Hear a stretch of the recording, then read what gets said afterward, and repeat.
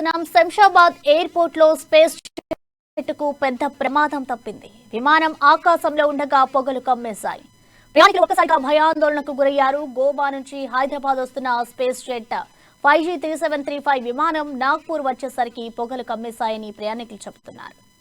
పొగ కారణంగా 20 నిమిషాలకు పైగా ఇబ్బందికి గురయ్యామని తెలిపారు. నాగ్పూర్ లో పొగలు గుర్తించిన విమాన సిబ్బంది నిర్లక్ష్యంగా వ్యవహరించారని ప్రయాణికులు ఆరోపిస్తున్నారు. ఆక్సిజన్ మాస్కులు కూడా సరిగా పనిచేయలేదని వాపోయారు. మొత్తానికి శంషాబాద్ ఎయిర్పోర్ట్ రన్వే చివరిలో విమానం సేఫ్ గా ల్యాండ్ కావడంతో పెద్ద ప్రమాదమే తప్పింది. ల్యాండ్ అయిన తర్వాత 96 మంది ప్రయాణికులు 20 నిమిషాలకు పైగా వానలోనే నిలబడ్డారు.